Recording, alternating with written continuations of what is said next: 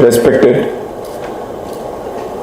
Saprant Sangachalak Sri Selvarajji and other Manani Sangachalaks who are on the dais, who have been introduced just now, and also the elders and elite of the society.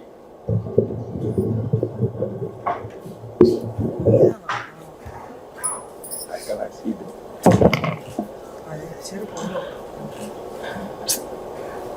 Elite of the society who have been invited by the Rashtriya Swayamsevak Sangh, sisters and brothers who all have assembled here for interacting and also knowing about the RSS. The Rashtriya Swayamsevak Sangh, which generally is known as Sangh in our Sangha circle, and because of media and other people have made it RSS, the initial thing. That is generally what happens in our Bharat. If there is a Mahatma Gandhi road, we will make it MG road. We will not speak Mahatma Gandhi road. If it is SV road, we will make Swami Vivekananda road, we will make it SV road. We don't say Vivekananda from our mouth. So that is the problem of our people.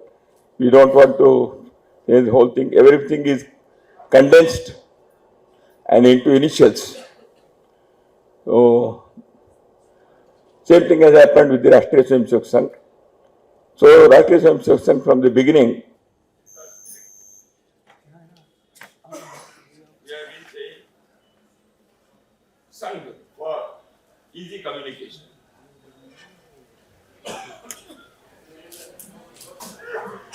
The Sangha term is less letters than the RSS. When speaking syllabally, RSS takes more time, Sangha takes little time. That is why I request you to call it Sangha so that you will use less energy. For RSS, you use more energy. But when you say Sangha, you get energized. When you say RSS, you are getting colonized.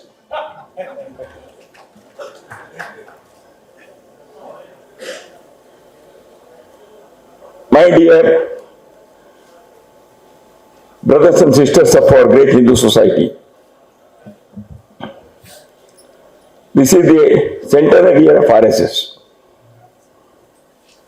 the Sangh. And the Sangh is known all over the country by people for any reason. People know it because of the work done by the Swayamsevaks of the Sangh, because the Sangh's presence in many places of our country, and in the recent years media is also highlighting the Sangh, sometimes rightly, sometimes wrongly, sometimes knowingly, sometimes unknowingly, sometimes willingly, sometimes unwillingly, sometimes cunningly. However, the Sangha is known, and Sangha persons are there in the society. Many a time they may not wear a badge to show that we are from Sangha, but people know that the Sangha is working. And Sangh's people are not working only in politics. And the agenda of Sangha is not to make whole country a BJP country. Though if the whole country becomes a BJP country, is good for all. But Sangha has not been founded or not working now to achieve any political agenda or victory. Politics is part and parcel of our lives. No doubt about it. Without political administration, a country can't survive, can't progress, can't protect itself from the internal disputes or external aggressions. I am not belittling the role of a government or politics. But as a representative of the Sangh, we underline the importance, the significance of the society, the social power. Society has to survive. During the British Raj, when British colonials were ruling this country, it is the society which gave such men and women who could fight for freedom, who inspired them to go to jails or go to gallows. It is not the government which inspired them. It is the society, it is the people, a small school teacher or a journalist whose work was not a profession but a mission in those days. They wrote articles. They inspired the people. You look at great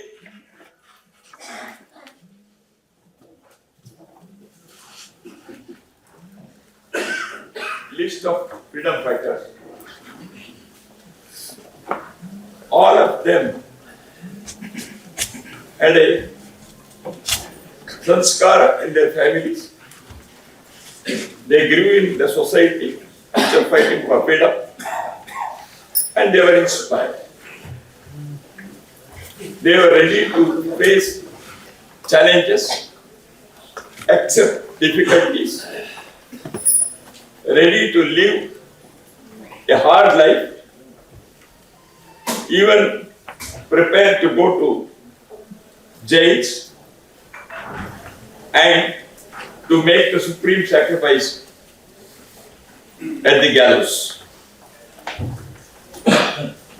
And people wrote for Bharat Mata.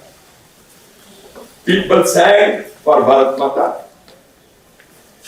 People told stories for Bharat Mata. You can name any number of people from Netaji to Mutara Neva, from Goswami Tulsidas to Mahakavi Subramanya Bharatiya. N number of people have made this country great, not because of any government, but because of the society's values, culture, and civilizational inspiration. That's why the society should live, prosper. Samudayam. The Sangh's main focus is on keeping the society united, vibrant, making the society awakened, aware of the past glory, present problems, challenges, and dream for a bright future. A society can do this. There are umpteen examples in our own country, and there are examples outside Bharat also, in the world history. Second thing that the RSS has been emphasizing, apart from the social unity, social consciousness, the individual character and the national character in each person's. That is why character building, as Swami Vivekananda said, education should be for character building and man making. All our great men and women from any religious sect of Bharat, whether it is Vedic, Avedic, Upanishadic or Bhagavat, or Panta Sampradayas like Jain, Sikh, Bauddha, everybody emphasized money then. The individual should be a ideal person. What does it mean? We all know. He should be righteous. He or she should be honest. he or she should be hardworking. So the great virtues and qualities are required from everybody. Nobody wants a bad conduct. Nobody wants bad people around me. Everybody wants good people around me. Even a bad person thinks everybody should be good. Sorry for giving me an example. A person who rapes a woman would never say that his wife should be raped. I am sorry to say this example in such a gathering. But to drive my point home, that means everybody knows what is good, what is bad. But try to live go on the good path. Try to live for as a better human being.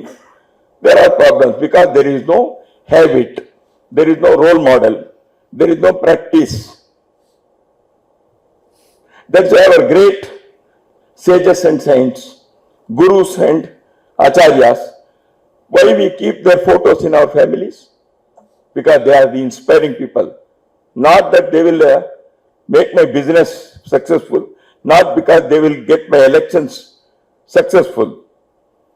We want to take inspiration from those photos whom we are not even seen, so that we go on a righteous path, a dharmic path, a good conduct, a character.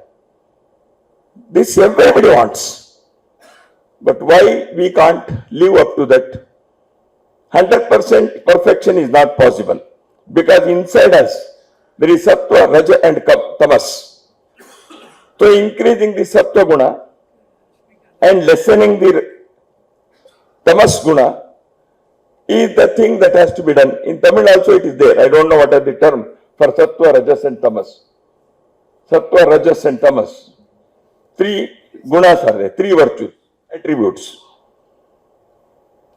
So in everybody there is a human being and the godliness. You have to increase the godliness. You have to lessen the diminution. That is what everybody knows. But we are unable to do it. We try.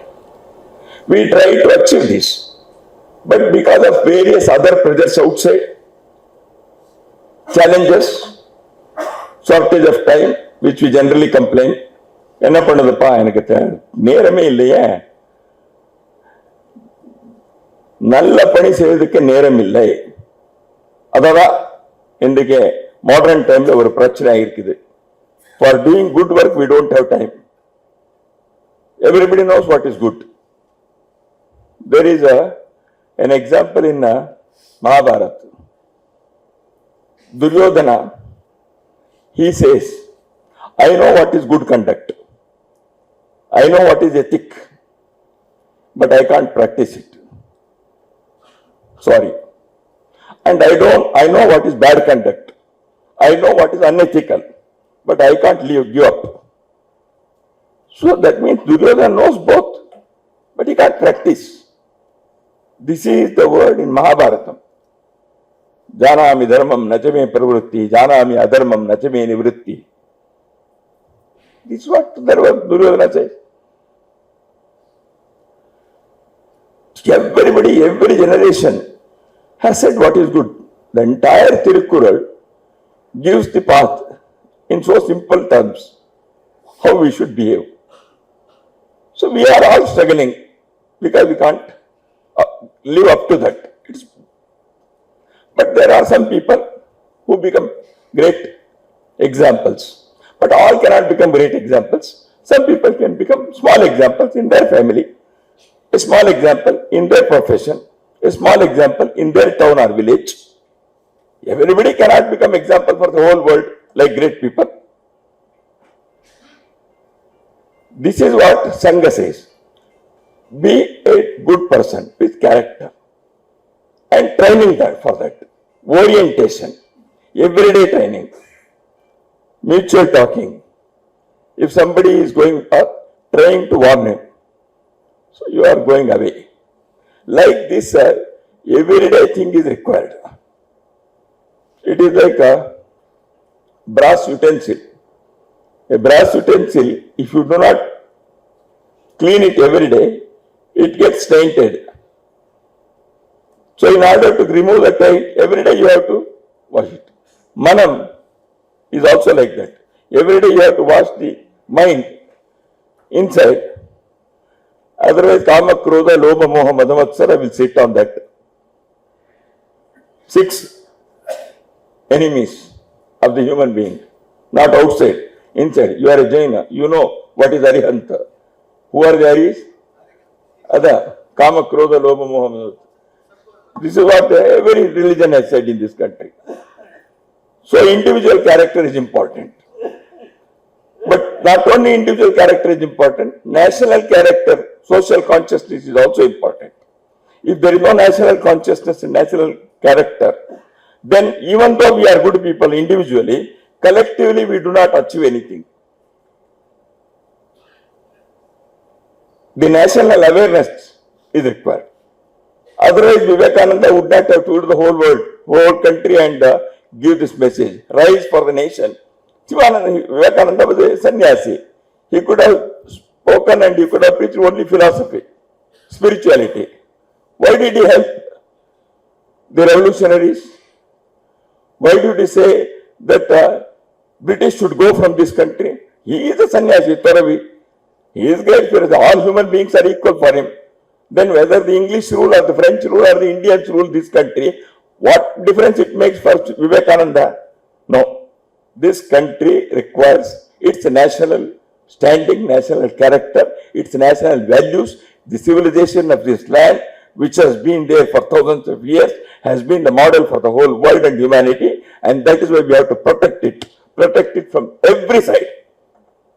Not only physical borders, but our cultural borders. Not only the cultural thing, our civilizational ethics. Not only that, the unity of the whole country.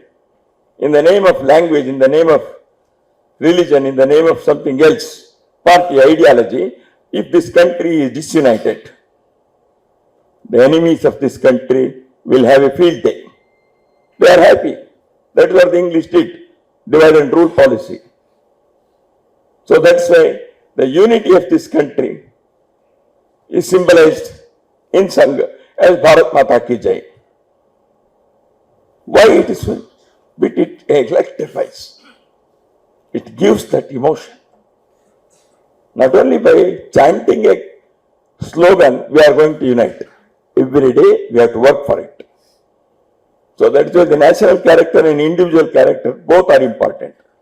The RSS work is to do this. Societies, organized society, and individual and national character in each citizen of this country. And the third thing, what the RSS has been trying to do is to create organized segments through these principles of national character and social consciousness. Each segment of the society has to be roused for this. Education, economy, agriculture, politics, literature, art, science, technology, take anything.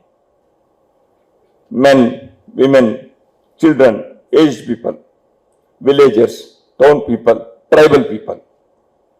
Every segment of the society has to be energized. A person, yaar varuvanga and malish pannadukku varuvanga.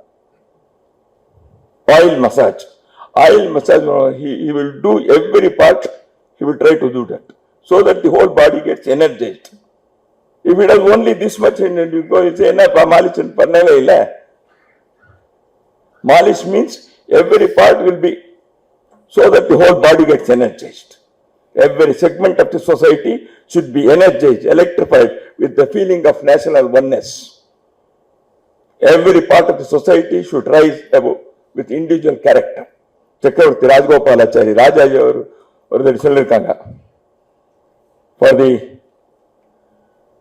measurement of any country's growth or its standard. Generally people say per capita income. Per capita income எவ்வளவு? Per capita income this is the standard of the country. ராஜா இவர் என்ன சொன்னான்னா சொன்னிருக்காங்கன்னா per capita character.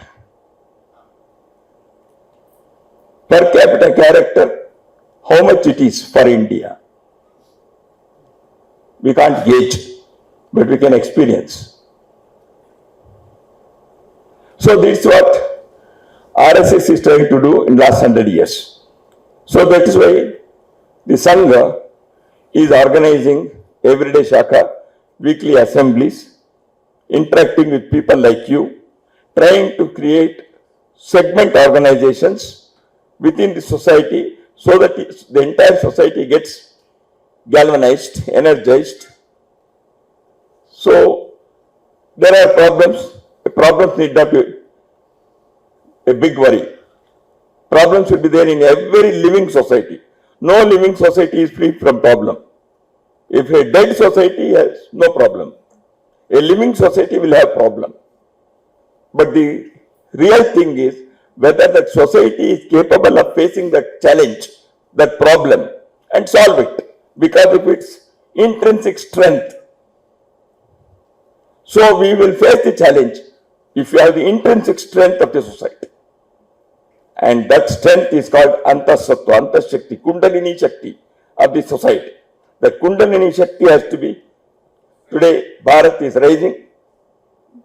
On one side Bharat is rising, but on the other side there are certain issues, there are problems. We should address that.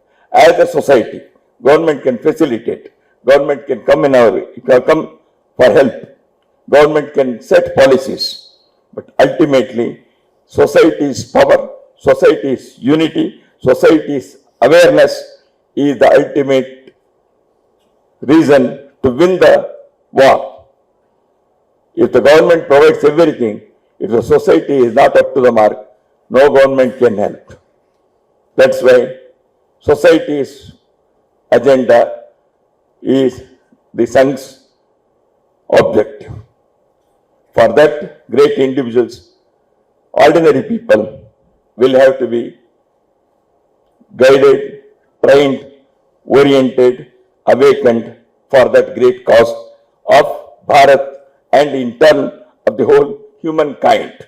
Because Bharat's rise is not only for Bharat. We are in Pondicherry. Maharishi Aurobindo once told, the rise of Bharat is not only for Bharat. Our rise of Bharat is not to suppress others, to make others as slaves in some other country. No. Bharat is rising like a lighthouse to give guidance to the whole world, to give light to the whole darkness. So that's what RSS wants to do. And the Sangh Centenary is here. You have some questions asked. After answering the question, I will discuss with you about the journey of RSS, the saga of the RSS journey, and what are the future roadmap. Namaskar.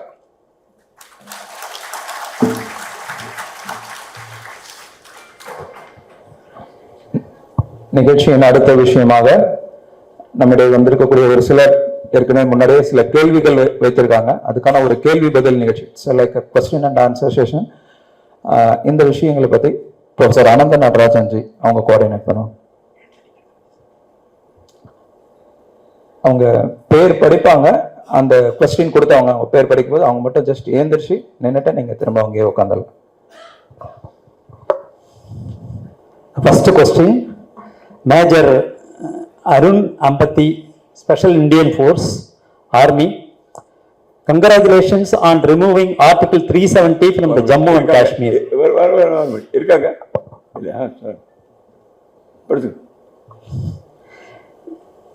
A bold step that removed barriers to national development, countered terrorism, and boosted economic growth, not just for that state, but also of the Bharat. Why don't we take similar steps to repeal the Article 370 series? Example, 371A to J.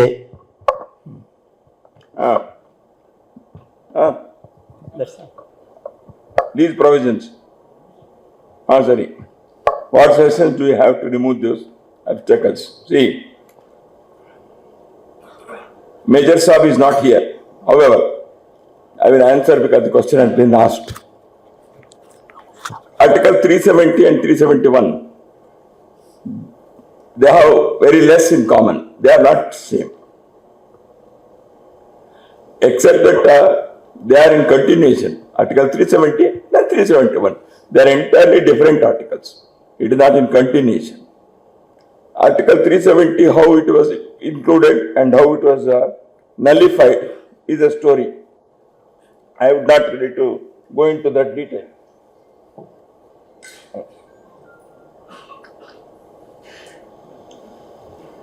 Article 370, removing or nullifying the Article 370, how it has helped Major Saab has already mentioned. Article 371 is mainly connected with some border area tribal states. There are certain special provisions given to them. In any state, tribal state, outsiders cannot buy land. And Article 370 in Jammu Kashmir was also like that. You cannot have your own property there. Article 370 was introduced because there is in a way politics was there. Raja Hari Singh was ruling. The majority were belonging to Muslim community. The reverse case was Hyderabad. The ruling person was Nizam and the majority were Hindus. So in the border state Muslim community was there. So the first Prime Minister wanted Article 370, it is said. It was inserted as a special provision. And it had its worst effect on India. A person of this eminence as Major Arun Ambati has already mentioned about it. And how removing it has definitely helped. Article 371 in the same way cannot be removed because it does not give such provisions as Article 370 in the original it said even the Reserve Bank and Election Commission had no power over Jammu Kashmir. Not only that, you cannot buy the property. And there are some marriage restrictions. The girl from Kashmir marries outside Kashmir, then she will not get her property. Means it was restricted.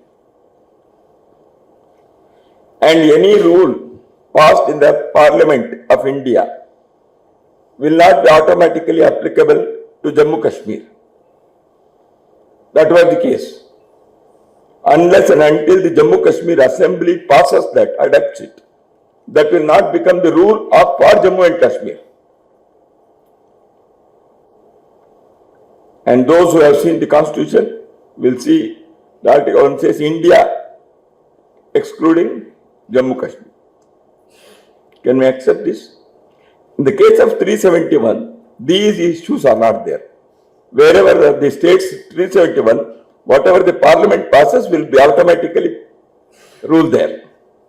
Except certain restrictions, because in the tribal areas, Malay Makkaling, there are some lifestyles. Suddenly people will go and start individual enterprise, industry, or some such thing. It will disturb the tribal lifestyle. And there are other things also. So that's why Article 371, A to J series, etc., they are not hindering the progress.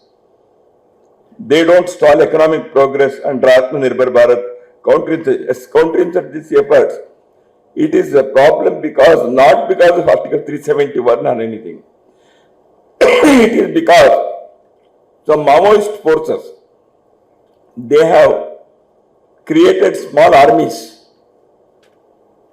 and weapons were brought from outside or sent from outside weaponization of the young people, has all these things have contributed to this counterinsurgency effort. Now, to a great extent, in last 15 years of central government rule, the entire Northeast, where Article 371 in many states is operating, and in other states, the insurgency has been reduced to a great extent. Still it is there, small Maoism, Naxalism, 175, 180 districts were suffering. Now only 10 states are having Naxalites. So a strong government with purposefulness, with national outlook can solve these problems. That is why the society should also cooperate. So Article 371 protects the tribal people's lifestyle and environment. That's why if you remove that, the tribal section of our society will have suddenly a doubt about the rest of the society. So 371 is not in any way impeding the central government to make any rules. Sri Aravinda Maheshwari, Member, Sustainability Livelihood Institute. Auroville is extraordinary township, home to over 5,000 residents from around 56 countries, was founded on the visionary ideology of Sri Aurobindo and Sri Mother. It embodies Vasudeva Kudumbakam. What is your opinion on harnessing Auroville immense potential for national building? 1 minute. All our students, I wanted to mark out. I have a bad throat since yesterday. Yeah, about Auroville, I have a great respect for Auroville and great respect for the idea the mother had while founding this great place. It is not just an institution, it is an idea. That's enough for me to say. It's a great place. And idea behind it was fantastic. And rightly said as Vasudeva Kutumbakam, that the world is one family. And then in Tamil it is said, Yadum Vare, Yavarum Kelir. So that is the foundational purpose of this. Only thing is, he said United Nations of Bharat. United Nations is a great, different idea. However, you can say that, but when Maharishi Aurobindo gave the idea, or the mother established this, the unity that is visualized by Maharishi Aurobindo and mother is not the unity of the kind the Western world thinks. The unity is rooted in Sanatana Bharat. Unity of the whole universe, creation. Unity of entire humankind. Unity for Maharishi Aurobindo, the essence of Sanatana Dharma, Bharat's message is, generally we say unity in diversity. It is not unity in diversity. It is diversity of oneness. It is already one. It is expressed in many. It is not that many, you are trying to find the one commonality. No. The United Nations want to say that there are many and we have to find the commonalities.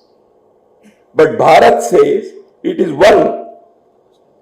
In every living and non-living being things, there is divinity.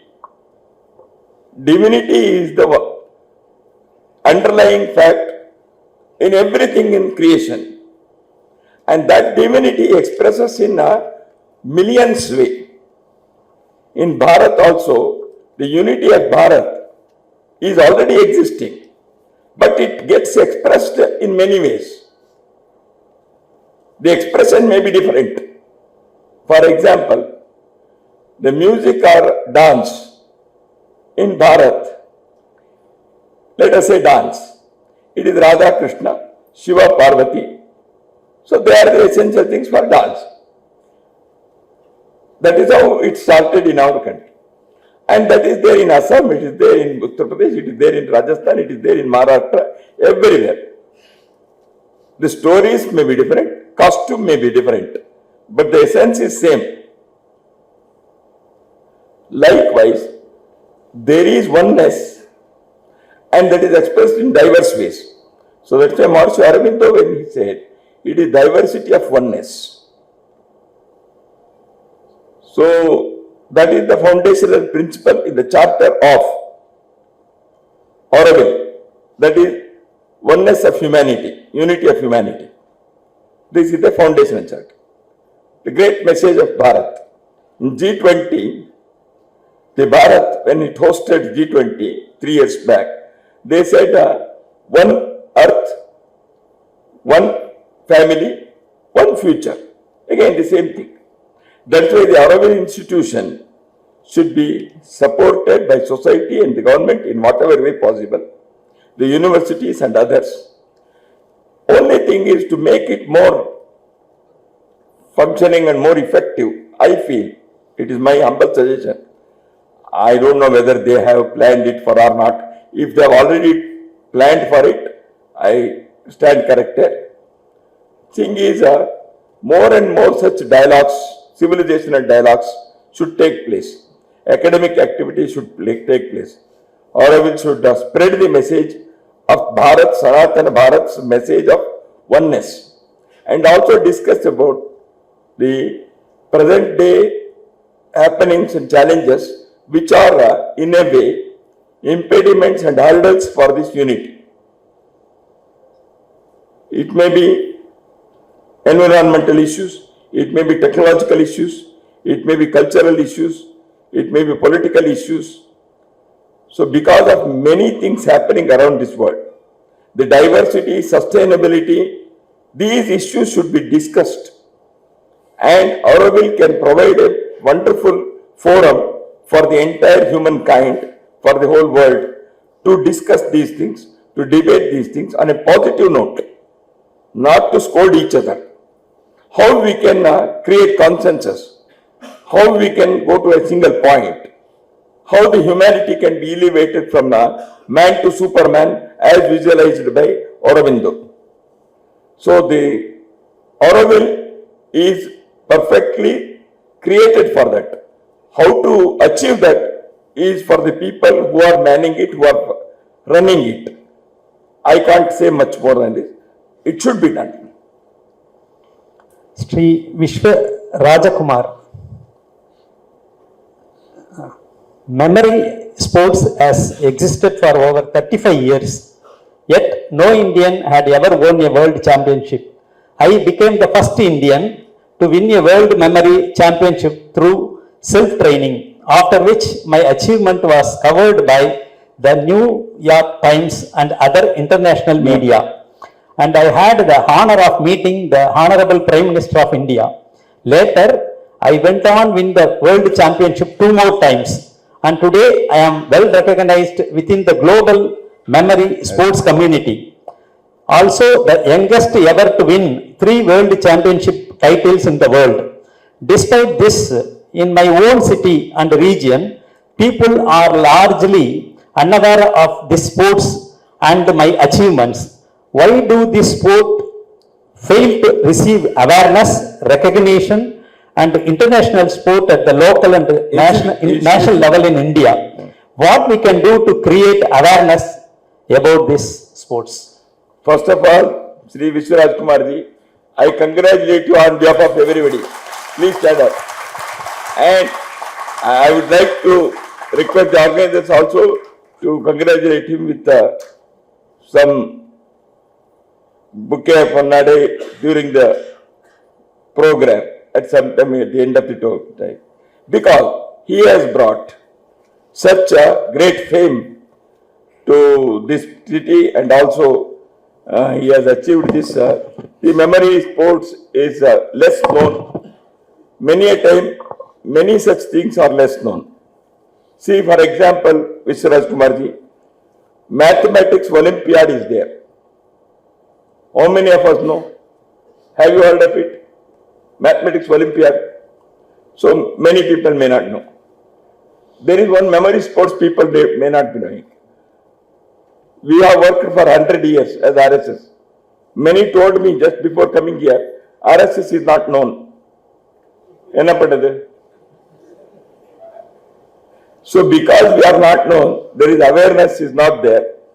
On one side, it is society's problem. On the other side, our problem also. We also should think why it is not popularized. That is why I request media, institutions, colleges and schools to see that such sports are also recognized. And people of this kind who are, see, it is a skill. Every sport is a skill.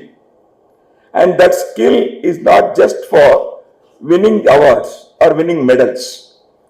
A skill fulfills the human personality. A skill, many a time it helps social unity and social happenings. A skill of sports skill that particularly gives entertainment to so many people. Ashtavadhanam, if you see Sapavadhanam, Ashtavadhanam, you get elevated in a particular Nalla music, Isai Anandad. Even if I am not knowing anything, basic thing about music, by listening to a good music, you feel happy. Every skill, when it is performed with spirituality, with submission, surrendering to the Great One, then that skill becomes puja. That skill becomes aradhana. That is why they say Sangeeta aradhana, sadhana. So memory sport is also a sadhana. That's why don't expect only recognition. It is a sadhana. But definitely it is the society's work, it is the government's duty to recognize such sports. So awareness has to be created. You and the friends like of your kind, they can definitely meet some education institutions and others, media people, so that they motivate this thing. So many people have now heard about it. So you can be rest assured they will also spread the word. Some TV programs, some social media things can be taken up. So we will try to support. Dr. Madan Mohan, Vedic scholar, how to make Bharat a Vishwaguru again at the earliest? When at the earliest, see, Vishwaguru cannot be recognized by any agency. And many a time we should say we should make Bharat Vishwaguru. In some aspects, it is already Vishwaguru. You are teaching yoga for 195 countries. Have you not become Vishwaguru? Families. I will give you two examples. One, Margaret Thatcher, when she was the Prime Minister of UK, United Kingdom, she came to one of the programs of Hindu Swayamsevak in England, London. Pongal program, Sankranti. And she said, you Hindus live here, you have great family values. Why don't you teach our British people your family values? So you are Vishwaguru. But unfortunately, our families are collapsing. Now, if the Margaret Thatcher comes and says, don't teach your family values to our people, that is our problem. Our behavior, our conduct, our society's efforts, that will set the example. We should do that.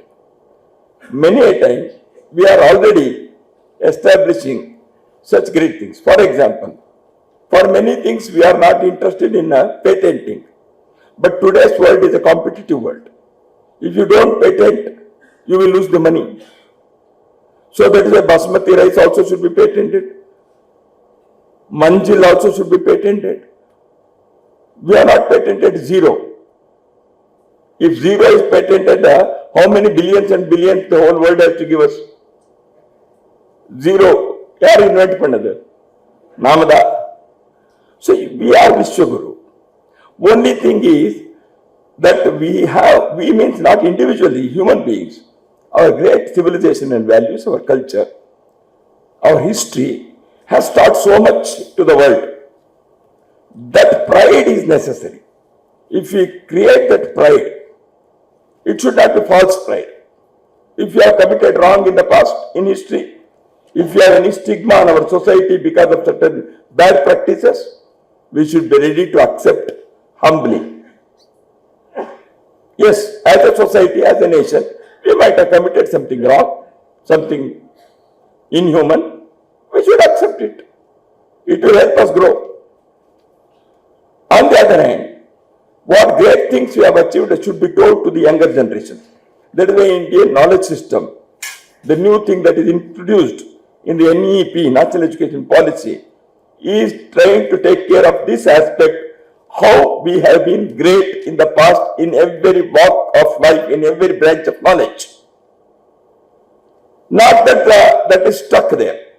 Knowledge will also always grow because our forefathers said something over, nothing more. We are not saying that because it grows, civilization grows, knowledge spreads, knowledge evolves. Every generation has to contribute. So what we can contribute, the present generation, for the Vishwaguru, that is the real thing that we have to do. See, Bharat can be made Vishwaguru again means we have to work for that in every walk of life. In culture, including art, music, etc., behavior of the people, we are not keeping our cities clean. என்ன Vishwaguru பண்ணது? We are not keeping our railway stations, our airports clean. We misuse them, we don't use them.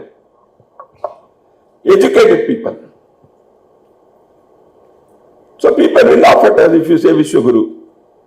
So Vishwaguru requires our conduct, our character, our practice as individuals, as collective, number one.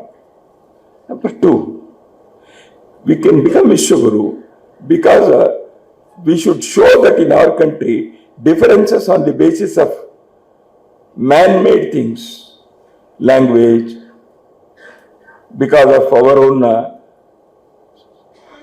religious practices. So if we are not one, how can we become Vishwaguru? So Vishwaguru we can become again by our practices, by our beliefs, by our worldview, by our proper conduct.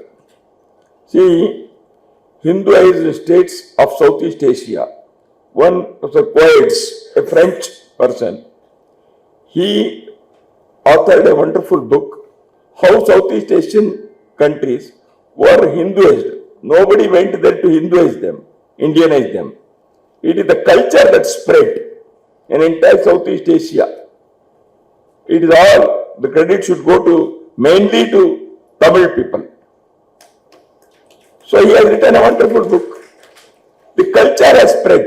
Raja, Cholan or Kambu or anybody. The culture spreads because of what? Because of your behavior. Swami Vivekananda went in 1893 and he was there for 6 to 8 years in Western world. 1897 he came back. So for first 5 years, then again he went. It was a slave country. He represented India. India was under British. But he got all the appreciation. Why? He represented a civilization, not one Indian state. And because of his personal character and his personality, he could win even being a member of the slave country. So Vishwaguru we can become again because we can make it expressed by our ways and things of thinking and doing. For this, there are 2-3 things. One, how we as a society nation behave within the country. One, our people, Bharatiyas, Hindus, we live in many other countries. People see us there also, as I gave the example of Margaret Thatcher. So our Hindu society living outside Bharat, There also we should show how we behave. There also we are disunited. If there is a one language organization, there will be 3 more organizations in 1 year. Because now ivar தலைவர் எனக்கு வேண்டாம், இவர் தலைவர் எனக்கு வேண்டாம். So we are not united. So the outside world think that you speak great philosophy, but you are disunited. So our behavior outside the world is also important. Third, the civilizational, cultural, dharmic values, they should be expressed in our education, entertainment, business, politics, and various. Then a confident nation can definitely stand with head high, with the head held high.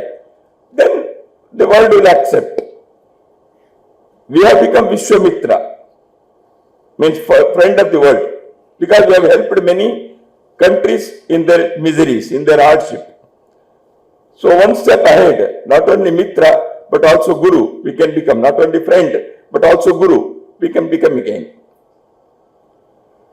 Sri Sanjay Gopi, CEO, Engineering Plastic Industries.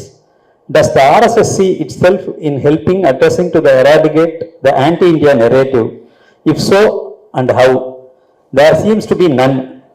How does the RSS see their relationship with the BJP, which at times looks like the Congress B team on various issues, that is giving into formulas, CAA, protest, etc.? I cannot answer on behalf of BJP, because in politics there are many things to be done, undone, announced, withdrawn, roll back. These things happen in politics for various reasons. Those who know politics, they know the vagaries of politics, because in politics, because of, we are in a democracy. When a democratic demand comes too sharp and too widespread, then the government also has to think twice before implementing it. Many things happen, and a government can also, with even there is opposition, they can waive. Article 370 was removed. Opposition was there. That opposition and Kisan opposition were not one and the same. So they have to see the thing. Enna temperature eppadi enge irukku ella cheyukkom. So the things of politics are of different kind. That is why CAA protest, etc. This thing, the B team or A team, I don't want to comment on that, because people have seen last 15 years how a government can function. The central government has shown. And the problem is not 80 years old, 800 years old. We have many things, baggages. To happen it so easily, it is not possible for one government for some time or one person. The whole society has to do that. When the society is cooperating, slowly it happens. It is happening. So this B team, A team, etc. is all politics. I don't want to say anything on that. But the first part of the question, whether the narrative thing, yes, RSS is very much alive to this addressing to eradicate the anti-Bharat narrative. Yes, there are certain issues about the narrative. Wrong presentation, distorted presentation of Bharat, of Hindu, etc. is happening inside the country and outside the country. So, to correct this narrative and establish the truth on the basis of facts, the SAGA has been networking and coordinating with many people in the society. It is not the question of only RSS or the SAGA will do it. The SAGA is coordinating such people or institutions who will help in building a proper narrative about Bharat, about Hindu Dharma, Sanatana Dharma, etc. There are intellectuals, there are writers, there are celebrities, there are institutions, universities, and many others. We are coordinating with them. And about setting up the narrative, the media communication department of the RSS is very much into that. The result will come slowly, because for nearly 8 decades, the narrative was entirely different narrative. Now slowly it is coming up. Each newspaper and channel, national level, they want the alternative thing also. Not only what the established people were writing, we want something different. If there is something, they are also asking. That means demand is there. Slowly it will change. Definitely, there is an effort. He said it seems none. No, not like that. It is happening. So it will. The result will come after some time. Professor Dr. Tharanikkarasu, former Vice Chancellor, Pondicherry University. In Japan, students in schools and universities are taught to clean and maintain their own classrooms and laboratories. In contrast, in India, this practice is generally absent and cleaning responsibilities are usually assigned to support staff. As a result, a mindset similar to the colonial era can persist, where students may feel that certain tasks are not their responsibility. This can unintentionally discourage the development of shared ownership and civic responsibility during their formative years. What we can do to cultivate this habit among our children? I totally agree with you about these things. Yeah, as you give the example of Japan and many other countries also. And in my childhood, we were all doing this in our schools. But slowly, the parents and others, they thought, this is a bad practice. You appoint peons. Why our children should do this work? And slowly, I'm not accusing or abusing the child right activists. Many of them are doing good work in protecting the child rights and protecting the childhood also. But in the name of child right, many times these things are not encouraged. As you suggested in the case of Japan, no, children should not do this. So slowly it becomes a case, and many people go to courts will stop, you should not do. Because teaching gardening, and thereby the students will learn gardening in the school. You put water, everything. So if you say it is child labor, what can you do? See, slowly in the families also it is becoming a problem. The children cannot do it. They will dial 100 or some 130. So if this has happened, so then in the name of child right, whether giving sanskar, there is a thin line, I agree. You should not exploit the childhood and the children. But at the same time, inculcating these values about hard work, about the so-called menial work. It is not menial, but sometimes the society looks at it like that. So this is the thing. The responsibility thing is, we should stop as a society, the urchins, the small boys and girls, cleaning the railway coaches with their own shirts and asking for something. It is a misery.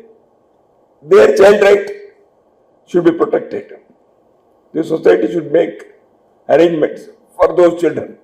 Whereas, as a part of curriculum, as a part of education, if these things are introduced, it is nothing bad. But we have to see how it should be introduced and developed. In the SAGA Shakha, RSS, and in our camps, we do this. Dignity of labor, hard work. Every day in Sanghasthan is there. Each Swayamsevak cleans. Even the Sangha Chalak also puts the hand. And also in our camps, RSS camps, like NSS, etc. we are expected to keep the surroundings clean by our own effort. We don't appoint any extra staff for that. All have to do that. Not only this cleaning, the spirit what you have told about many other things are also very essential for the growing children. The example should be set by elders in the homes and families. The elders also should show by example that the menial job is not menial. It may be easy or it may be, but the thing is, such things should be cultivated in the families and schools also, as in the case of Japan you said, our schools also can do, should do. But how to introduce this, that is a big problem. And you have said instead of nurturing responsibility, etc. All these issues, I agree with you. I don't want to go into details. But a policy decision about Prime Minister, whether he will take it up, Swachhata he has already said. But at the same time, whether such things, dignity of labor, as you rightly put it, cultivate this responsibility. I request you to do one thing. You can send it to Man Ki Baat and other things so that the Prime Minister, if he wants, if he also says, it can be. I will do my best. Sri Ramamurthy, retired Director Agriculture, Pondicherry become drug culture, how it can be eradicated?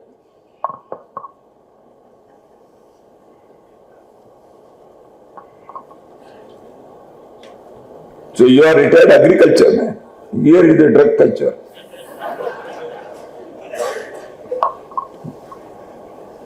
Thing is, Pondicherry are some places of our country which are on the sea side, which are on the seashore. They are facing some problems because of outsiders as well as tourists, and they are supported, helped by local people because of greed, because of money. People in Goa also say the same thing. In border areas, particularly in the seashores, even border areas, land border, the drug menace is increasing. I myself, during my tour, have talked to many border area district magistrates, DMs, collectors, and SPs to assess the situation. Everybody says it is there. We have discussed with the Home Minister about this particular issue of drug. The rules are there. Implementation many times depends on the local administration also. The central government can also do many things. I think they are planning for that.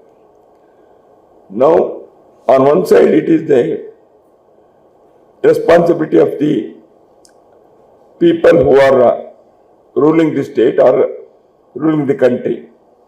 Means those who are in charge of law and order. They should implement it because there are many hurdles. It is an international gangsterism, international vyaparam, international business, drug culture. Second, we have to protect our youngsters, our children, our students, in our homes and colleges, universities and schools.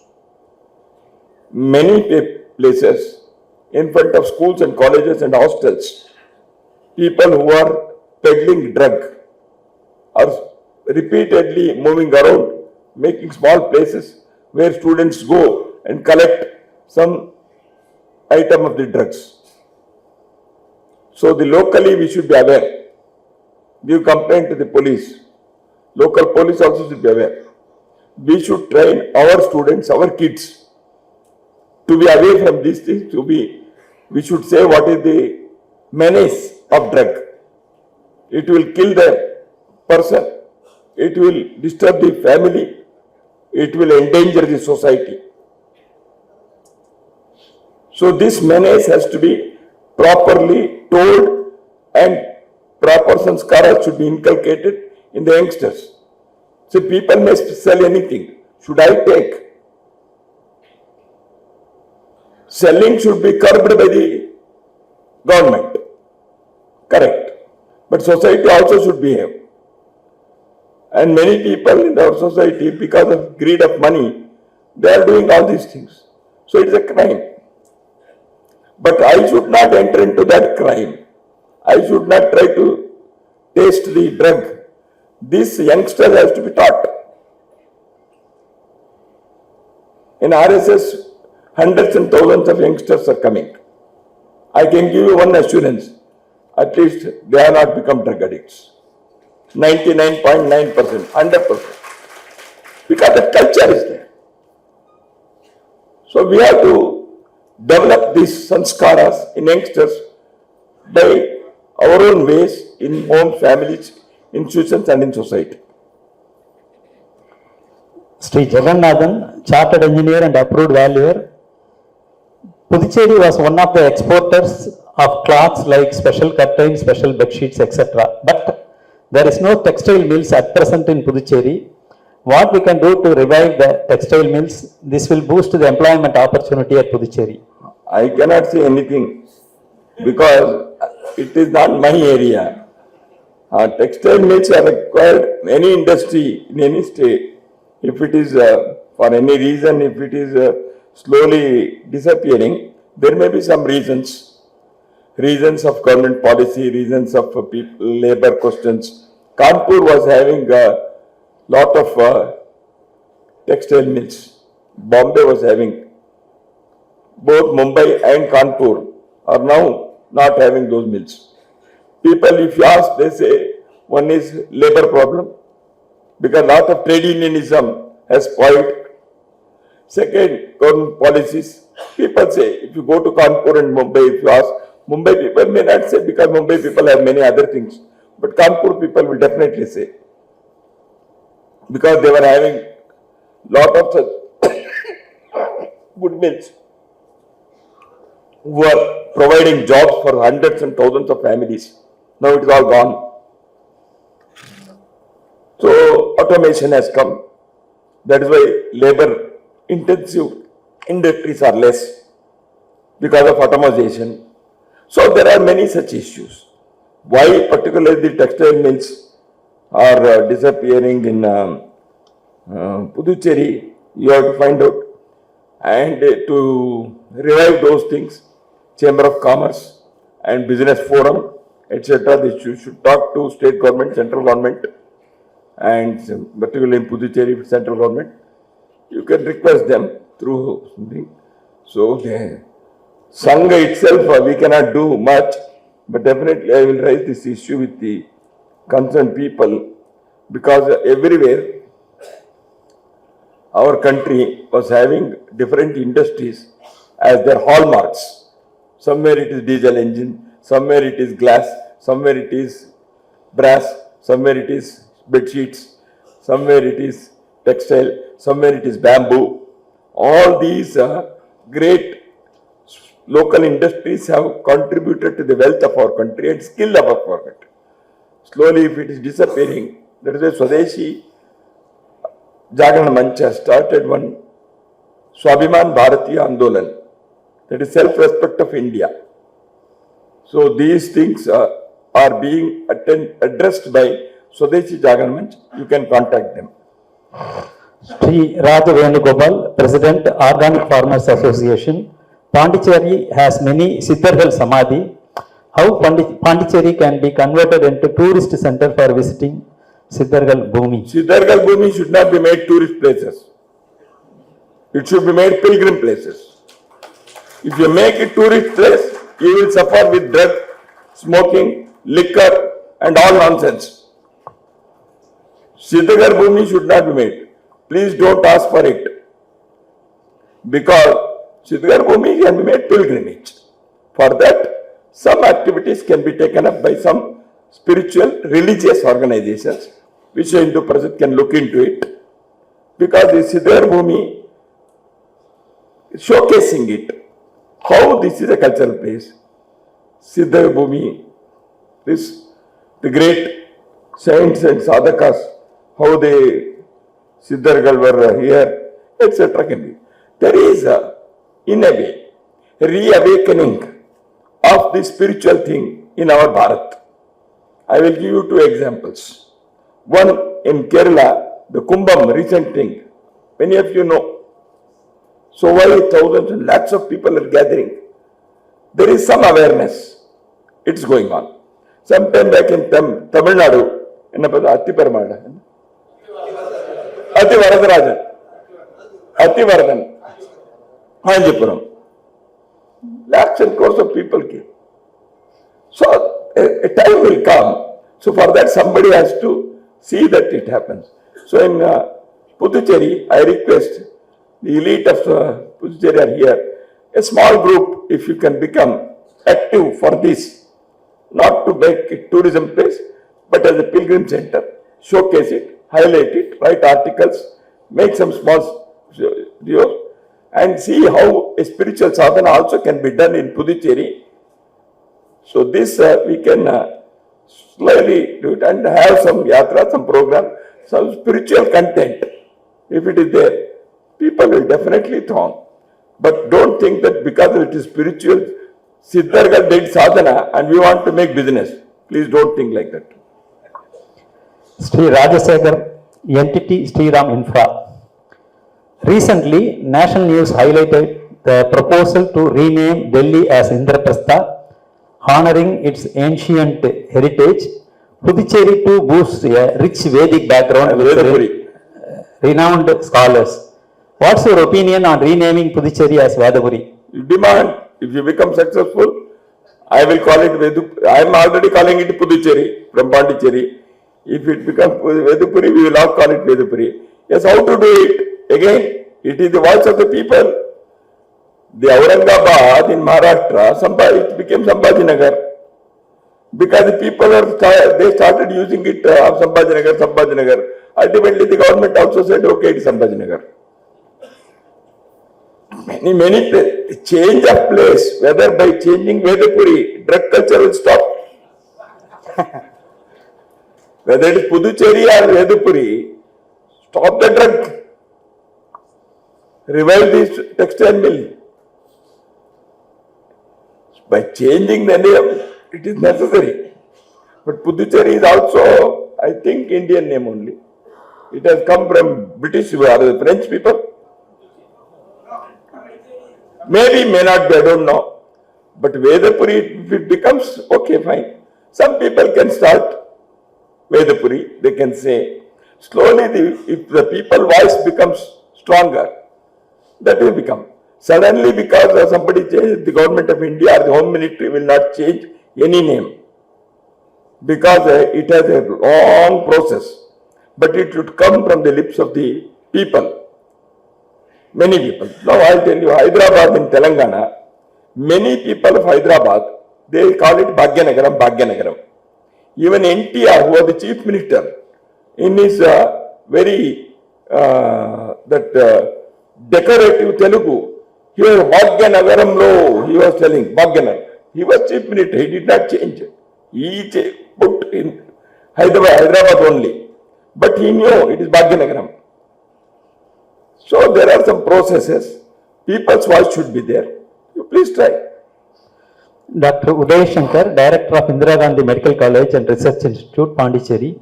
Cancer cases are increasing in Pondicherry and patients face long waiting time because existing cancer treatment machines are overburdened by patients from across India.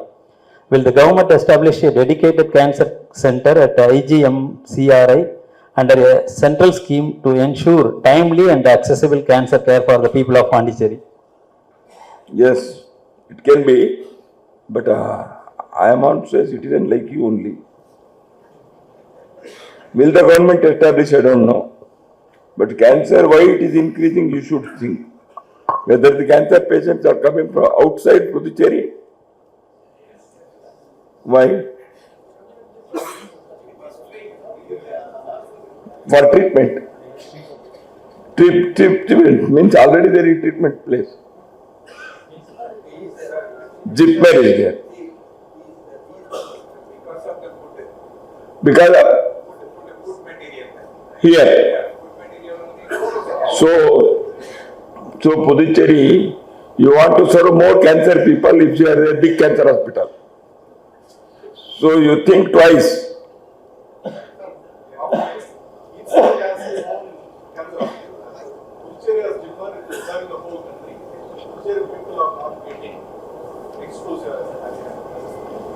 Pondicherry people are not getting enough beds, enough treatment. So exclusive thing is required for Pondicherry people. Because others are coming. I'm not the person, just I'm trying to know. We'll see, it has to be considered. There are many ways of considering it. One is, Pondicherry people want cancer hospital because the hospital is already there. Cancer patients of Pondicherry are not getting priority, are not getting enough beds. That is the question. If you want a big one, more people will come from outside. More people will say, your Pondicherry cultural fragrance will go. Be ready for that. When you have big things like this, then you should not complain in my next visit. என்ன பண்ண sir எல்லாரும் இங்கே வந்திருக்காங்க எல்லா Puducherry culture போயிடுச்சு. So that you should not say. Because any such All India institutes come, people from around the country, they will come. They may have to come. They will come. They should come. So, however, I do not know. I heard through some reliable agencies that a big hospital to cater to these things are in the thinking of the government. Let us see. I heard from the reliable source. I can't say more than this. Dr. Srinath, my question is, I am already serving to make my nation Vikshit Bharat. In what way I can serve better? If you are already working, work it in a better way. How to work in a better way, you know well, because you are confident that you are already serving to make the nation Vikshit Bharat. While to work it better means with your full dedication, determination. Ups and downs will come when we are doing some work. We should be ready to face the thing. If there is some failure, we should think it is a temporary phase. And working alone may not give result many a time. Working with a team yields better results. The team spirit and teamwork is required. If you are working only and alone, then you will get the result, but it will take time. If you make a team of your like-minded people, who all will work with you together, whether it is Vikshit Bharat or any good purpose, so the naturally effect will be more, result will be earlier. That is it. One more thing, I am not telling you particularly, anybody working for that great cause should be free from any self-aggrandizement or self-publicity. People who work for only their publicity, people think that you are contesting my next election. Publicity seeking and serving the nation cannot go together. Publicity of oneself, publicity of a cause. You said about Siddhartha Samadhi, publicize it. You said about the memory test, publicize it. Publicizing oneself, then it will not yield result. You are not serving the nation. So publicity seeking is a bad habit that has come to our public life in Bharat. So people immediately relate it to election. Unfortunately. But it happens. So that's why what you are doing is a great service. Please continue to do it. And I pray Lord to bless you and try to make a team of your own, or you can join any already existing such works. Sangha Swayamsevaks are also doing many works like Bharat Vikas Parishad, Vishwendu Parishad, or Vanvasi Kalyanashram, or Bharati Shikshan Mandalam, or Swadeshi Jagana Manch. Many are working for these things. You can take it up. Whichever field you want, that is the thing. Sri A. Prithvi, Tahsildar cum Executive Magistrate, Pondicherry Taluk Office. There must be clear benchmark or thumb rule for deciding OBC non-creamy layer, so as the reservation benefit should go to the right and deserving persons among the OBCs. What is your opinion on this? This creamy layer thing has been discussed, and this has been suggested by many reports. Even once Supreme Court had made an observation towards this effect. But whether this can be removed, ultimately it is a political decision. A political decision will be taken considering many things, including next election. We should know that. So I cannot say whether this creamy layer thing can be implemented, because the reservations for OBCs, it comes under the directive principles of the Constitution. The rule can be made both by central government and the state government. Many state governments have made OBC reservations, even beyond 65%, like in Tamilnadu.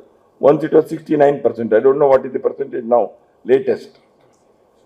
I am not saying right or wrong, just I am giving you the fact.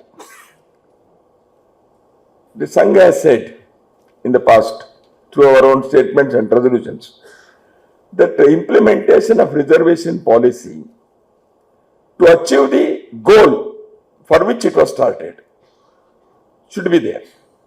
That is why you review the reservation policy in a way that the social justice is done to required people, all. Maybe on the basis of community caste. Okay, fine. Nothing wrong.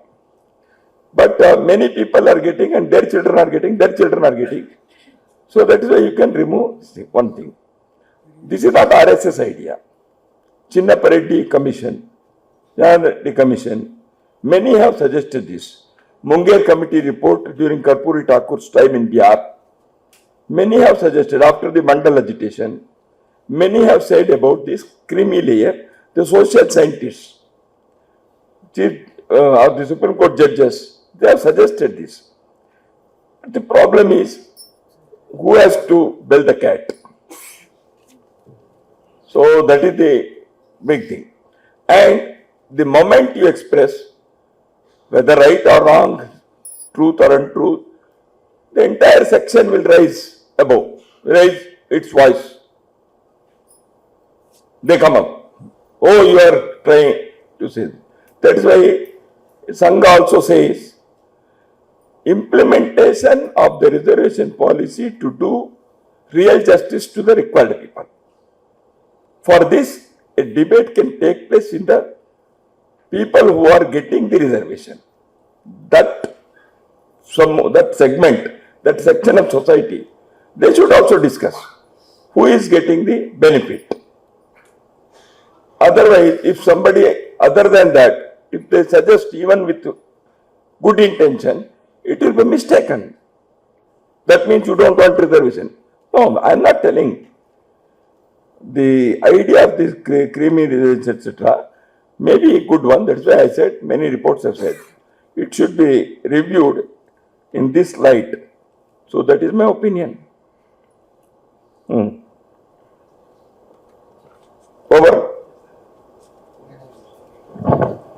There is one Sri Swayamsevak, Muslim population increasing. Sangha Chalaks, in Sangha we say Mananiya Sangha Chalaks, and all the sisters and brothers representing the elite section of our society in Pondicherry. Really, I am fortunate to be in the midst of you, interacting this evening on the occasion of this elders meet, elites meet, happening in the background of the centenary year of Rashtriya Swayamsevak. In the beginning, I will try to put before you why the RSS. 100 years ago, when this great movement was founded by Dr. Keshav Baliram Hedgewar. Keshav was his name, Balaram was his father's name. In Maharashtra, they speak generally first their name and then their father's name. And Hedgewar is his family name. Dr. Hedgewar studied medicine in Kolkata, but right from his school days in Nagpur or even in early childhood, he displayed many patriotic attitudes and involved in patriotic activities. He was a Deshabhakta, participated in many freedom struggle activities in Nagpur. There are number of incidents and stories, anecdotes about him. How he was organizing youngsters of his age to get involved in the freedom struggle, because there was always a lurking question in his mind: why our great nation became a slave in the British period? Why we lost our freedom? This was a nagging question in the young minds of Keshav Hedgewar for a long time. And some of his well-wishers sponsored his education in Kolkata, because Dr. Keshav Hedgewar was not having enough resources to go such a distant place for pursuing his higher education. He lost both his father and mother on the same day. Both were cremated on the same day.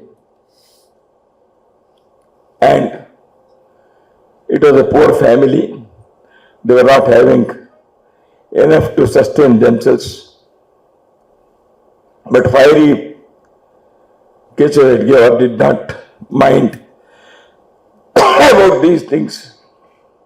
I think it happens in the life of great people. Narendranath Dutt was also suffering. In spite of that, he embraced the sannyas. Dr. Hedgewar, during his period in Kolkata when he was studying medicine, he contacted many revolutionaries, because the Kolkata was the heaven of revolutionaries. And he became a member of Anushilana Samiti, a revolutionary outfit. And he worked. Sorry. Thank you. So, he came back to Nagpur and he found that revolutionary will only not going to do everything. It is necessary for the struggle. One may become a revolutionary and try to see that the country is emancipated and the rulers are terrorized. This is one way of doing things.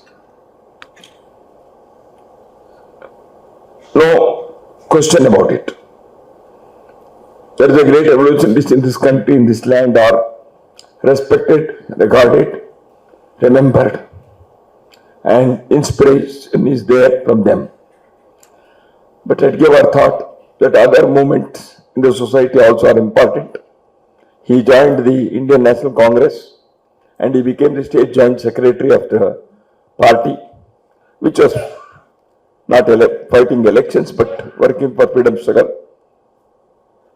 There also he worked honestly with full dedication, and he had wide contacts because of attending the conferences of the Congress movement.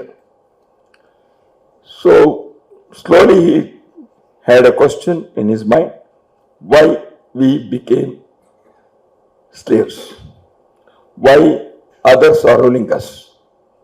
there must be some reason, there must be some shortcoming, there must be some lacunae in our society. Slowly he found self-respect for our own society, civilization, culture is not up to the mark. It may be expressing here and there, but the level it should be there, it is less. People are not yet inspired. Off and down they speak about it. Secondly, selfishness is overruling other things. So we are not bothered about the country's thing. Freedom struggle is going on, but how many people are participating? Even if you take the 1942 Quit India movement, compared to the population of Bharat at that time, the participation in the Quit India movement, which was the final and last freedom struggle, and led by no less a person than Mahatma Gandhi ji, our people were by and large, they were not having this national consciousness. So they thought that whoever rules, okay, Delhi churo wa Parmeshwar. जो दिल्ली में rule करता है वो परमेश्वर है. One who rules the Delhi is a God. Okay, fine. Many people even after independence were telling British period was நல்லா இருந்தது. அவர் இருந்தால் ரயில்வே வந்தது, போஸ்ட் வந்தது, அதைத்தானே எல்லாம் சொல்லுவாங்க. நான் கேட்டேன், ஜப்பான்ல அங்க பிரிட்டிஷ் வரலையா, அங்க ரயில்வே இருக்குத்தானே, ஜப்பான்ல யாரும் பிரிட்டிஷ் ரூல் பண்ணல, இங்க போஸ்ட் டெலிகிராஃப்ல இருக்குத்தானே, அது பிரிட்டிஷ் வந்தாங்க, அந்த ஆங்கிலேயர் வந்தாலும் இங்க ரயில்வே வந்தது, பிரிட்டிஷ் வந்தது, இந்த மாதிரி ஒரு ஆகி போச்சு. So I'm sorry, I changed the language. So seeing this, so தமிழ்ல அந்த மாதிரி சொல்ல முடியும், எனக்கு ஃப்ளூயன்சி தமிழ் வராது. So this has happened. I am a great lover of Tamil, but I should not spoil it now. So thing is, this is the thing. And thirdly, as I already told you, we are not organized. Organization doesn't make the whole country will become members of one organization. No, that is not the thing. The organized effort of each section of society. Together they should come together when there is a need. See, I don't think the nationalist feeling is there. Not that patriotism, national feeling is not there in our country. It is there. It should be roused. It should be 24/7, 365 days, feeling, attitude, action, practice. Many times it doesn't happen. Say for example, if in the field of sports, any game, people bring laurels, they bring medals, gold medal, we all are happy. We don't say whether he is a Maharashtra person, Kerala person, Tamilnadu person or Manipur. Because we see the national tricolor. We see India has won. Medal is won by somebody. He is not my relative. He is not from my caste. He is not from my state. Still we feel happy. In chess, whether it is Anandan or Gurech or somebody, young boy, when they win, the whole country feels, yes, we have won in chess. The Punjab man, the Tamil Tane, we feel happy, we feel proud, we congratulate such persons. Same thing, when the military takes some action, we all feel it's Indian military, our patriotism. We don't say which regiment, Yara. We don't ask. We found vaccine during COVID. So we are all proud. India could achieve it. When Chandrayaan was successful, we all felt happy. Because the nation has grown. Whenever scientists, they invented so many satellites. We are happy. That means on and off on occasions, people are having this national feeling, patriotic feeling. But when it comes to their personal life, professional life, every day they are not practicing. Otherwise, why there should be corruption? Corruption is not only in some government offices or by ministers. Corruption is there in every section of the society.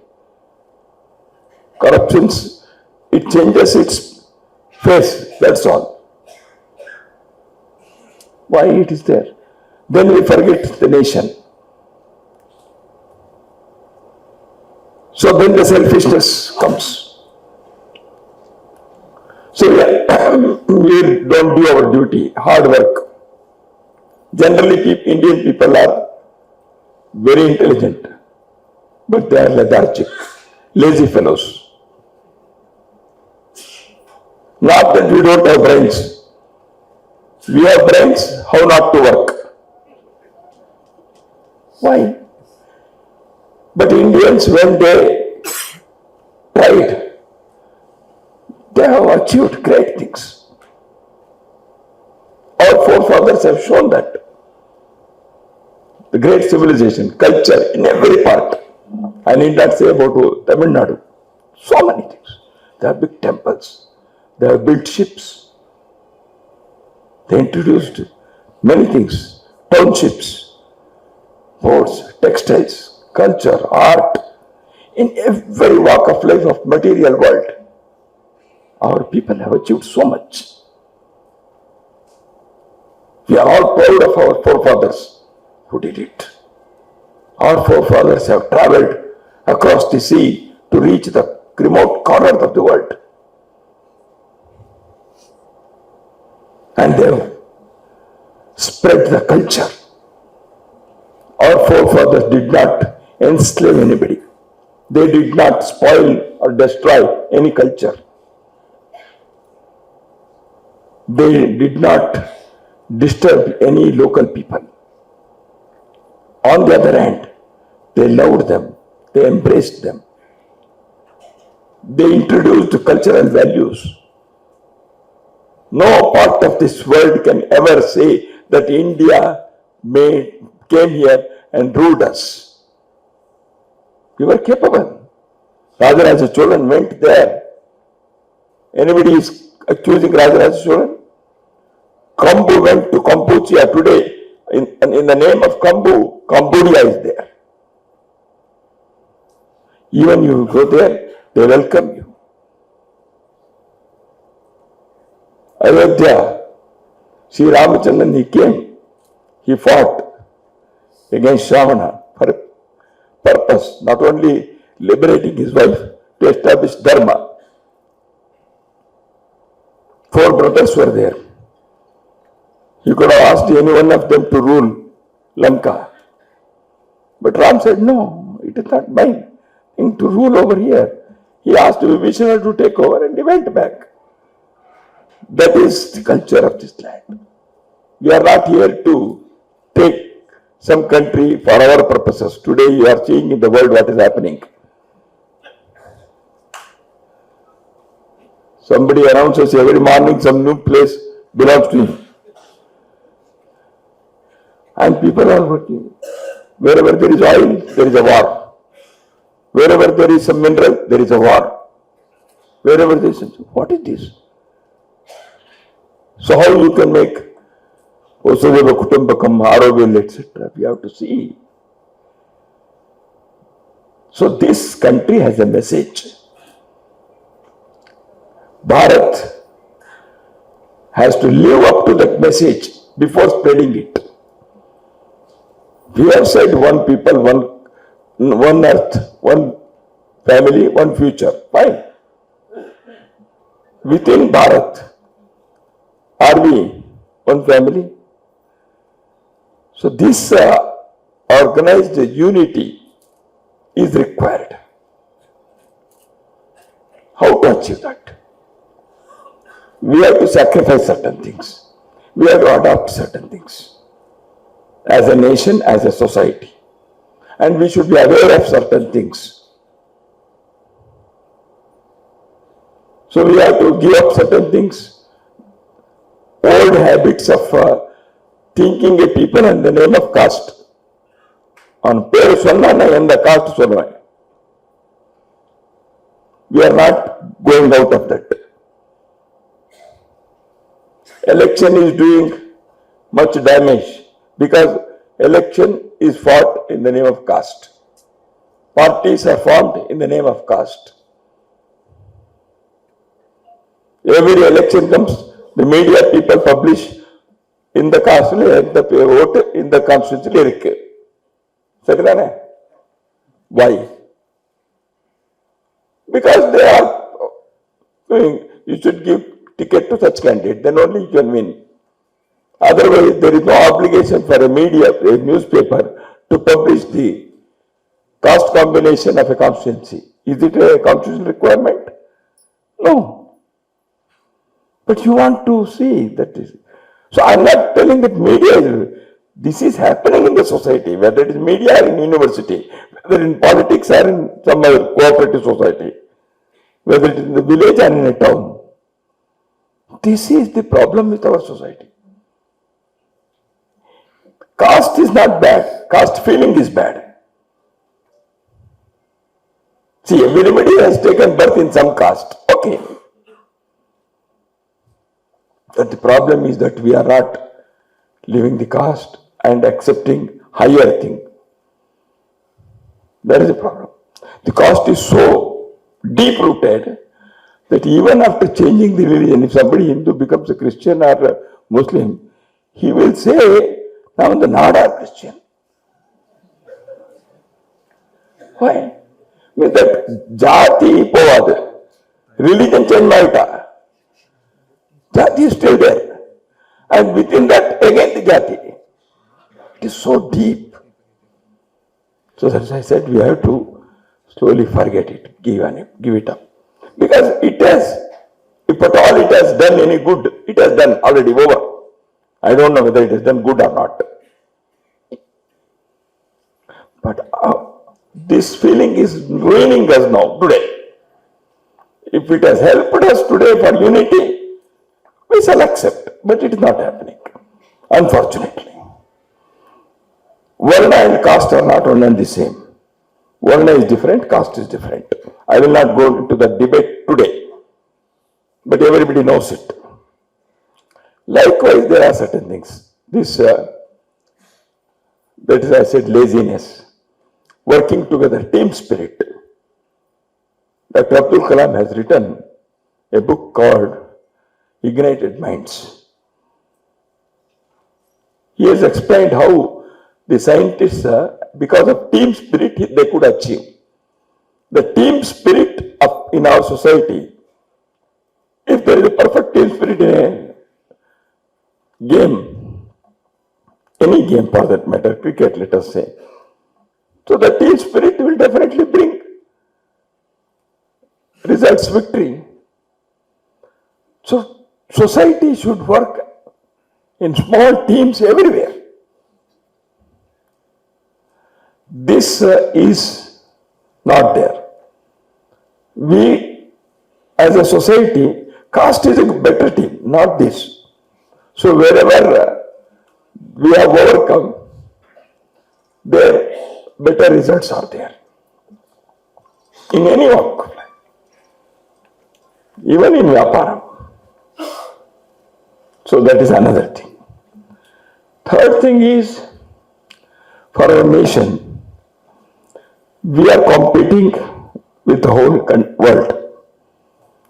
That's why hard work, I said already, laziness, but work that is to be innovative. Japan is innovative. Singapore is innovative. Our society's innovative thing has, over a period of time, maybe 500 years, maybe less, I can't say.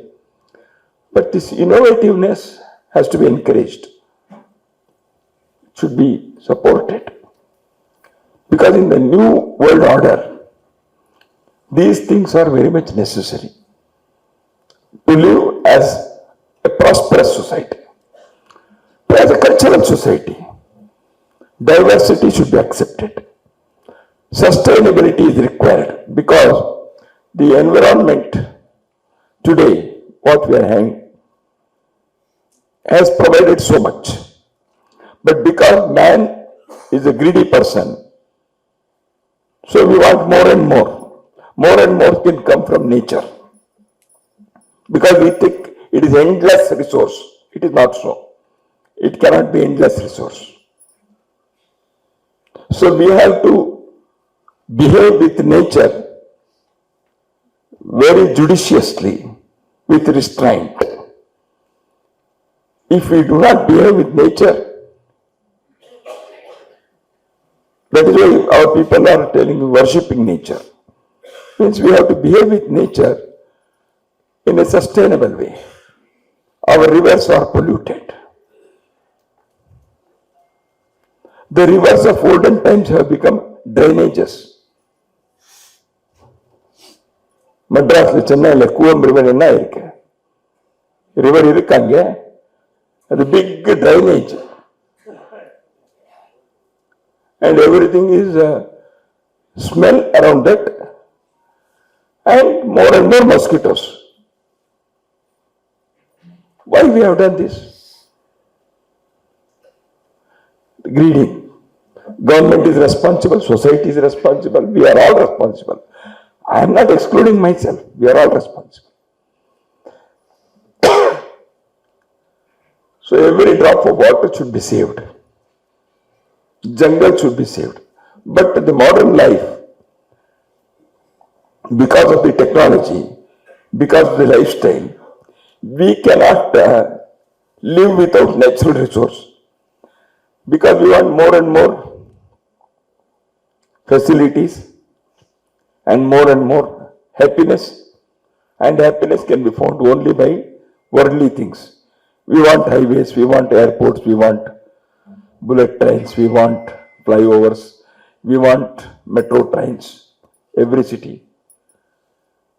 So if you want all these things, then you have to say, because all those things come from nature only. So less and less for personal human life, this is not there. More acquisition of things is standard of life. The standard of life or quality of life, which is to be achieved. As a nation, we have to think, because we want to become Vishwaguru again, then the whole world will look at us. So that is why acquiring more and more commodity means we are exploiting nature. Then we cannot cry, we cannot weep. The next generation or 2 generations more, there will be no river, there will be no jungle, or not useful river. So that the whole world is crying. But there should be some way out. It has to start from our own homes and hearts. It has to start from our own schools and universities. Some definite things we should do and we should not do. Do's and don'ts. Recycling things, reusing things, refusing certain things. And these things we will have to practice. It cannot come overnight, because it has to be practiced. Repeatedly it has to be told. So this is the thing. Our family values, as I said in the beginning, our families have set examples for the whole humanity. We were invaded by outsiders. Our temples were ruined. Our village panchayats were destroyed. Our gurukulas, our schools were destroyed. Many things. Our industry, rural industry, cottage industry, they were also ruined because of the foreign invasions, foreign rule. We lost those things. Still we remained as a nation, as a culture, as a society. How? Because our families were intact. Kutumbam.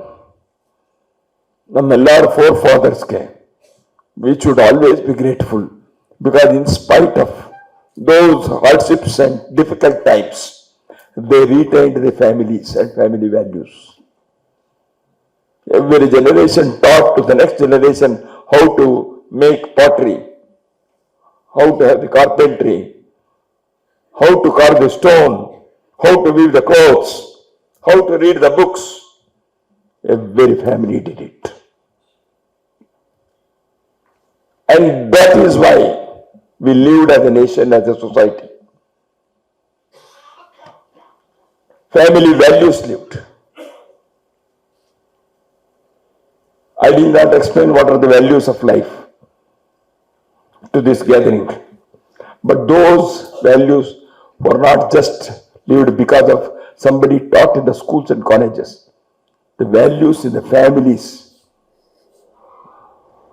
இது நல்லதல்லப்பா, இது பண்ணக்கூடாது, இது நல்லது, இது பண்ணு நமக்கு சொல்லிருக்காங்க. We were taught which is good, which is bad. And our people for generations retained, followed, practiced these things as great values of life, whether it's a king or an ordinary person. This is the great message that Vivekananda or Bharatiyar gave to the whole world.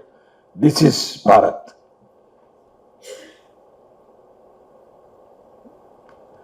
Bharat is good conduct. And all those good conduct have been told by people in the religious text. They are not religious text actually. Veda or Bhagavad Gita or Tirukkural, they are guiding principles collected in a book form. They are not religious texts like Quran or Bible. The difference is there. Those guiding principles have to be interpreted for the present day. Bhagavad Gita, we have to interpret that for life today. 5 years back, there was an international gathering in Mumbai. Bhagavad Gita in my practice. Who came? Corporate heads. Not the Pandits of the Gurukulas and the Sanskrit college. Corporate heads came.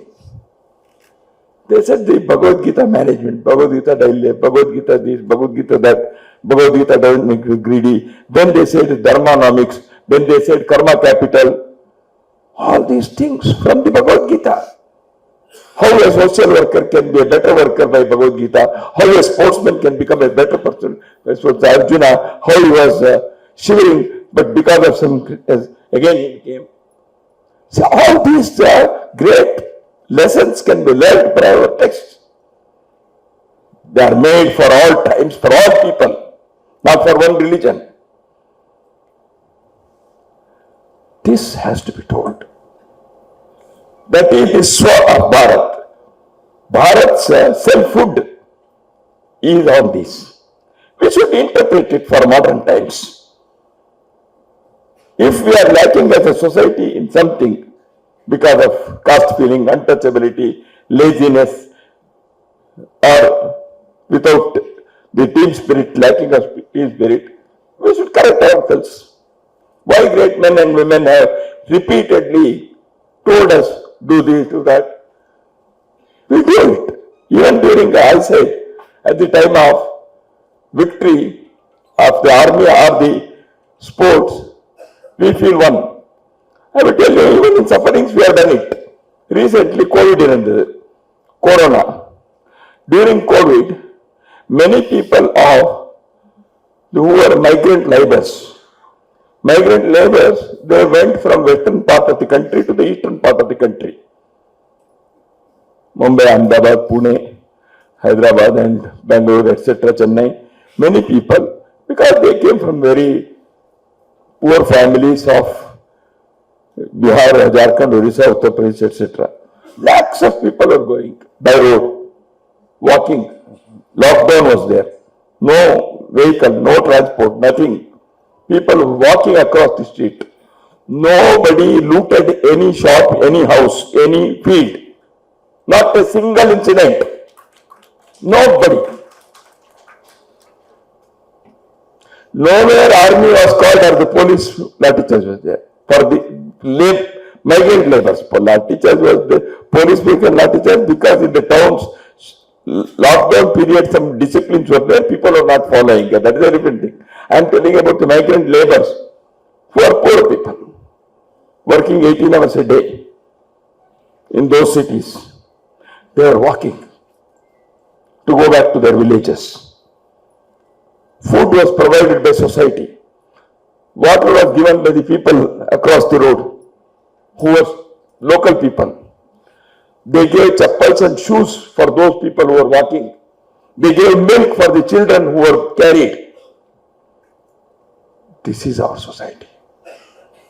Nobody asked which caste you belong to. Did they ask? Nobody asked which language you speak. The caste, the language difference comes when there is politics. When there is humanity, these things don't come. That is what our country has expressed. In many other countries, most of the countries, rich countries also, during that period of pandemic, they thought it is the government's duty to provide everything. Here in our country, every social organization, they did their best to save the humanity. Friends, this country has that capacity. This nation has that feeling. This society has that great value. That's why we have to work for this country. This dear Bharat Mata has all these things. In the modern times, how we can do it? We should become materially, economically, even militarily strong nation. Why? India doesn't live for herself. We have to become prosperous because we should live a good life. Why not? We deserve. Our society should be an educated society. Our society should be a rich society. But we should also help others anywhere in the world. If Sri Lanka had hardships and misery in the economic field, India helped. So if somebody has fallen, to raise him up, you have to stand on your own leg. If I am also fallen, I cannot hold you up. So that's why India should become strong. Bharat should be strong, materially and culturally. This is the uniqueness of Bharat. Sangha is trying to spread this message and trying to do that it is practiced. Message everybody has given. Advice and preachings will not make a day. Practice is necessary. That is why Sangha conducts shakas. Sangha organizes small meetings. Sangha is working in the field of character building. Sangha Swayamsevaks are working in every walk of life to change how that particular segment should work on the basis of nationalism, patriotism, values of life, and addressing the present day problems. There are present day problems. We should address that as a confident nation, as a vibrant civilization. To become confident and vibrant, we have to think and work. That is why the team spirit is required. So social equality, social harmony, family values, environment, national self-respect, and citizenship values, citizenship duties, civic values, civic duties, we have to follow. So Hindus in our own country, they are becoming less and less percentage-wise. I am not telling because some religion or this religion. I tell you the reason. It is not that Hindus number is less means what? Why you are against another? No, we are not against another religion. We respect all religions in the world. It is this land, this Hindu philosophy which has respected every religion of the world. We respect. Swami Vivekananda told, if say, Jesus Christ comes in front of me, I will wash his feet with the blood of my heart. We are not. People from Persia came here, they lived. People from Jews, Israel, they came here, they lived for hundreds of years. People of Tibet, they are living here. We are not against any religion. We means, I am not telling only RSS. Hindus in general, they are not against any religion. We are ready to live with anybody. But when this question of national values come, we should think of it. The number of Hindus less means that part of Bharat will go away. That is the history. Why there is a Pakistan today? Why it was not there before 1947? It is number game. Then once you are not Bharat, all these values, civilizational, cultural, great values of humanity, everything will come to standstill. And that is what we are seeing everywhere. If great culture can live and let live, why Hindus in Bangladesh should suffer? So if you accept my religion, then only you are my brother. Otherwise you are not my brother. Hindus do not say you accept my brother. Dr. Abdul Kalam was respected in this country. I have friends who belong to other religions. We know them, we respect them. So the thing is, here comes the problem.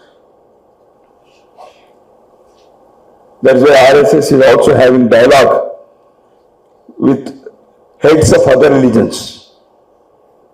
We want to see that good people everywhere should be encouraged for this. There are well-meaning people. I am not saying the whole community is like that. As I said, practicing untouchability in Hindus is also bad. I am not telling the Hindu people are having everything good and nothing bad. So that's why, as a nation, we have to think as one people, one culture, one nation. And we have to act accordingly. That's why on the threshold of 100 years occasion of the RSS, we want to set the narrative right within and outside India about Bharat and Hindu.